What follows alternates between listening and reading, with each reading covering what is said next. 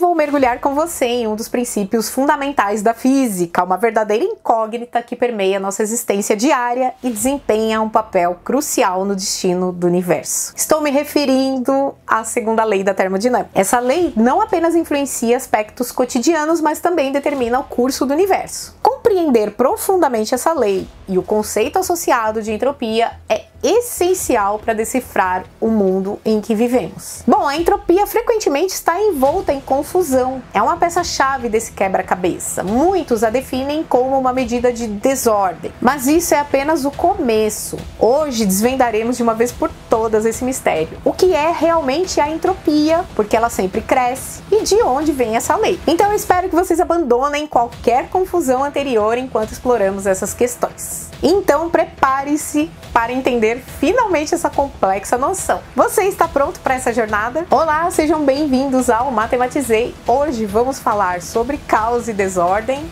ou não.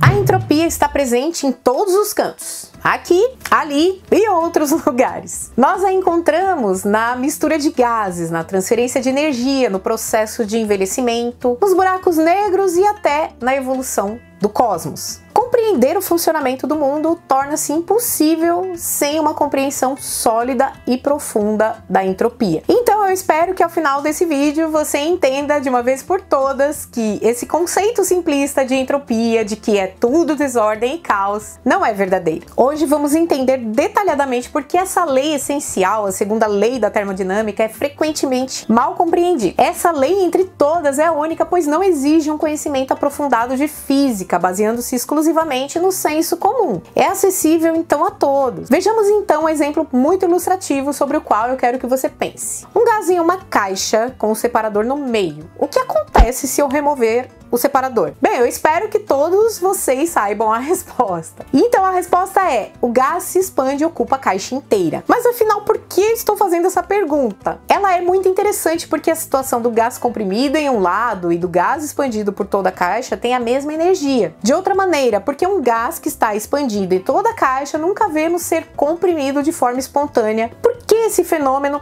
não é reversível? O que faz com que o universo prefira o gás expandido ao gás comprimido? Precisamos então de novas leis para entender, e é aqui que entra em jogo a entropia. Então, vamos lá. No início do século XIX, mentes brilhantes como Sadi Carnot, Rudolf Clausius e William Thomson, mais conhecido como Lord Kelvin, dedicaram seus esforços a desvendar os mistérios dos fenômenos relacionados ao calor. Esse período marcou o nascimento da termodinâmica, uma busca com motivações práticas. Descobrindo como domesticar o calor, eles poderiam significativamente aumentar a capacidade de trabalho da humanidade. Ao aquecer um gás, observaram que ele se expandia, gerando impulsos significativos que poderiam ser aproveitados para realizar trabalho. Por exemplo, como erguer objetos ou movimentar máquinas, que são peças fundamentais na Revolução Industrial, onde o mundo estava agora a serviço das máquinas. Então, voltando a esses cientistas, Carnot, Clausius e Kelvin, que ao explorar os intrincados caminhos do calor, descobriram conceitos fundamentais que culminaram nas 3 leis da termodinâmica. Esses visionários desvendaram a definição de energia térmica, temperatura e, de forma notável,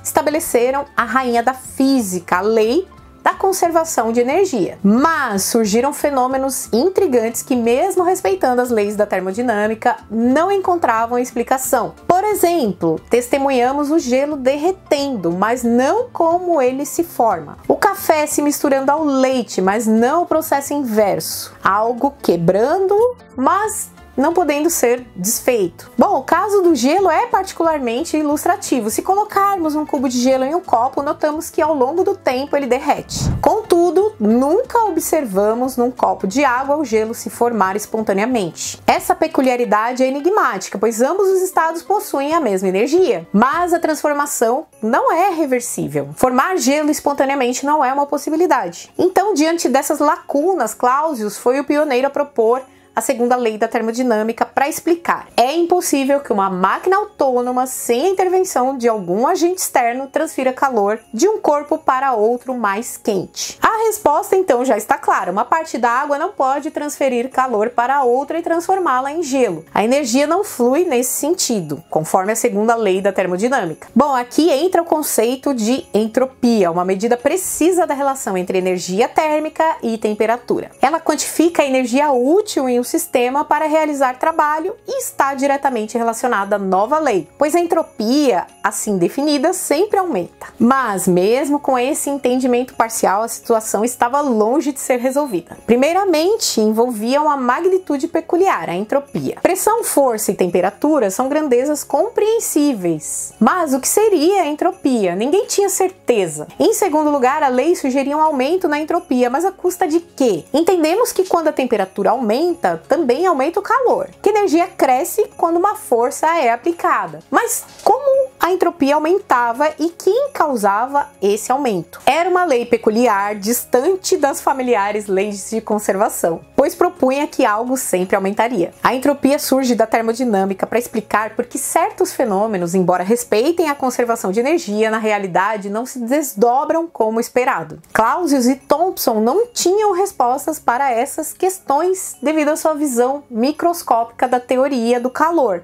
que simplesmente não oferecia uma explicação. Era necessário um novo enfoque para dar sentido a tudo isso, e a chave surgiria meio século depois, com a chegada da mecânica estatística. Essa revolução implicou em romper com uma tradição que remontava à Grécia clássica, aos tempos de Aristóteles, que descrevia a matéria de maneira contínua. O modelo atômico moderno, iniciado por químicos como Dalton e Proust, propunha que a matéria era composta por elementos mínimos e indivisíveis, chamados de átomos. Bom, aceitando a teoria atômica, abrimos o caminho para explorar novas maneiras de explicar a termodinâmica e suas leis. A temperatura, por exemplo, seria a energia das partículas em movimento, enquanto que a pressão representava os impactos das partículas contra as paredes. Tudo isso constitui o que chamamos de mecânica estatística ou teoria cinética do calor, que se tornaria muito popular no século XIX, proporcionando a possibilidade de uma explicação mais robusta para a segunda lei da termodinâmica, sendo promovida então pelo cientista alemão Ludwig Boltzmann. Ele desenvolveu uma forma de fundamentar a segunda lei considerando-a um efeito da probabilidade em sistemas compostos por milhões e milhões de partículas. Esse avanço levou a uma definição precisa de entropia e assim trouxe uma compreensão mais clara do segundo princípio da termodinâmica. O curioso é que há pouco mais de 100 anos, no final do século XIX, a teoria atômica ainda não era amplamente aceita. A visão de Boltzmann estava à frente do pensamento de sua época. A sua abordagem estatística e baseada em probabilidades era considerada arriscada.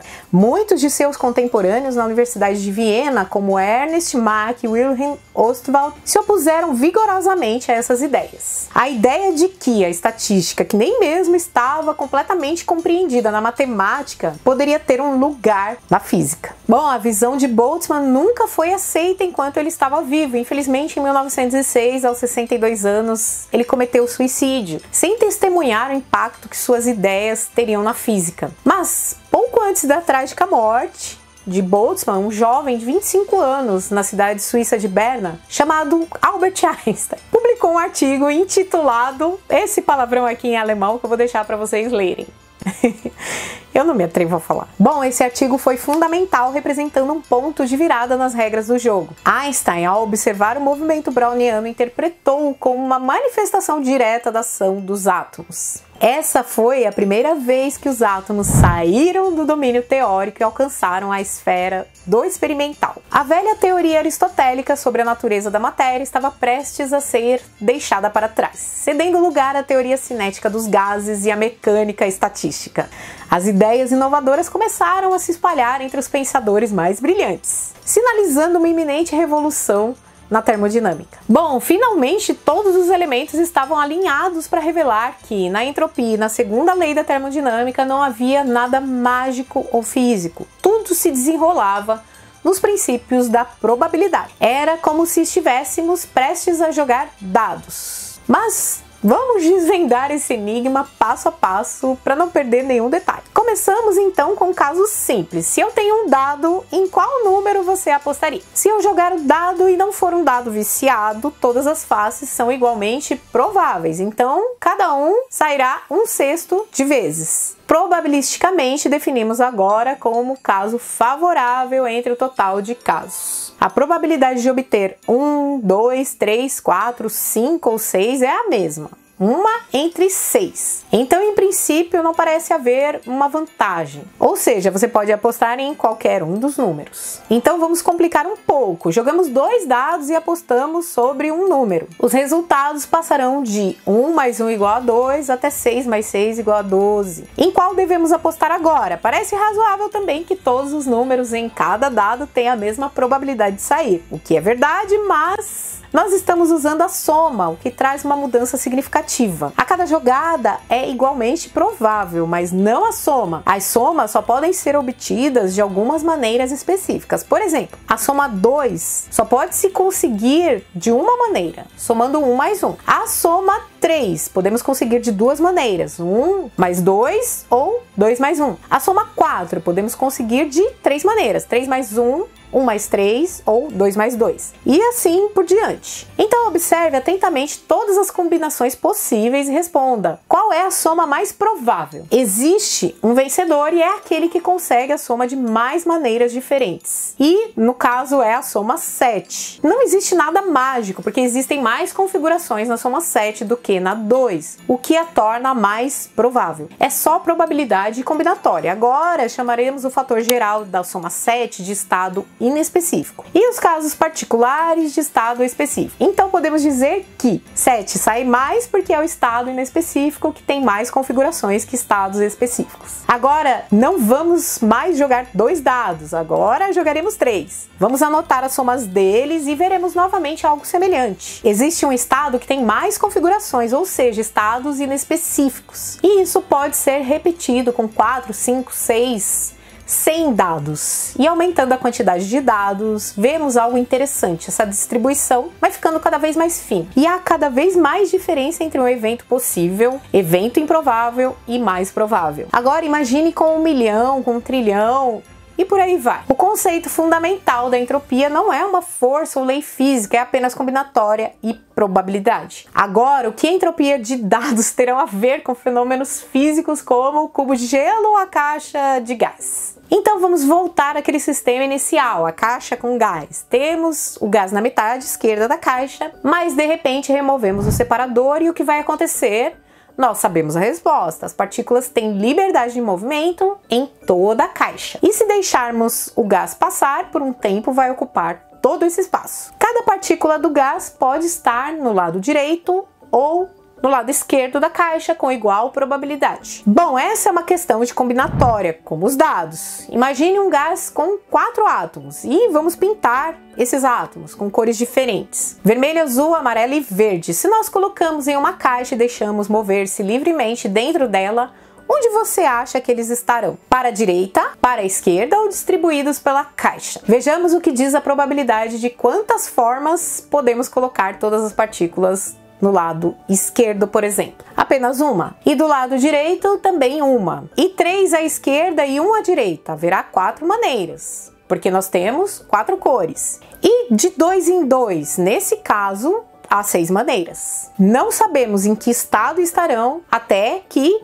abrimos a caixa. Mas sim, podemos apostar que estarão de 2 em 2. O estado de divisão 2 e 2 é uma configuração inespecífica com mais estados específicos, como aconteceu com o nosso dado. Então, quando aumentamos o número de partículas que pode haver em um gás, por exemplo, 1 grama de hidrogênio pode conter 1923 partículas. Com esse número de partículas, a probabilidade de todos estarem do mesmo lado da caixa é 1 entre 2 elevado a 10, que é elevado ainda a 23. Bom, é um número tão grande que nem mesmo em toda a idade do universo você teria tempo para escrever. Poderia acontecer, mas é tão improvável que você nunca verá. Quando nesse experimento removemos o separador, vemos como o gás ocupa todo o espaço, não porque está descrito em uma lei do movimento. Também isso não acontece porque outras possibilidades são proibidas, mas só porque é muito mais provável. Isso é precisamente o que diz a segunda lei da termodinâmica, uma lei estatística que se cumpre de forma aproximada. Ninguém impede que de repente todos façam isso ao mesmo tempo. Nos casos do dia a dia, há centenas de milhões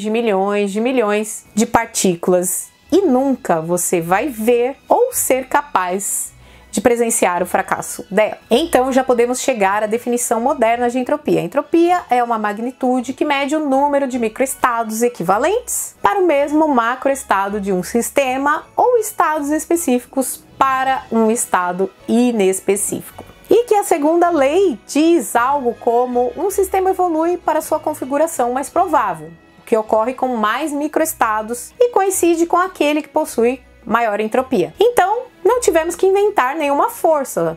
Nós nem falamos sobre física, nem usamos uma equação. É puramente senso comum, combinatória, e mede a probabilidade de encontrar um estado devido à sua multiplicidade. Então, um estado com alta entropia é um estado muito provável, porque pode ser alcançado com muitas formas equivalentes possíveis. Então, com essa definição de entropia, K é uma constante dimensional e W é exatamente isso, o número de estados no organismo. Isso diz o porquê o número de estados cresce como uma potência. Se você tem 10 moedas, haverá 2 elevado a 10 combinações. Assim, introduzimos o logaritmo para eliminar precisamente essas potências, para não ficar com o número de combinações, mas com o número de elementos, ou ainda o número de bits. Bom, assim fica um pouco mais perto de uma definição mais refinada, e há mais uma maneira de interpretar a entropia, não apenas como o aumento do número de configurações, mas como algo mais transcendental, como uma perda de informações. De acordo com essa definição, a segunda lei da termodinâmica seria explicada como uma lei segundo a qual o universo sempre evolui para um estado de menos informações. Então vamos ver como podemos voltar a isso com a caixa contendo 4 partículas. Se eu digo que os 4 estão do lado esquerdo, você já possui todas as informações que precisaria para desenhar a situação. Mas se eu digo que estão de 2 em 2, em qual dos 6 estados possíveis podem estar? Note que, nesse segundo exemplo, você perdeu muitas informações sobre a configuração do sistema, o que nos leva a uma terceira e derradeira definição. A segunda lei da termodinâmica. Um sistema isolado sempre evolui para um estado onde aumenta suas informações perdidas. Essa definição tem grandes vantagens e é essa informação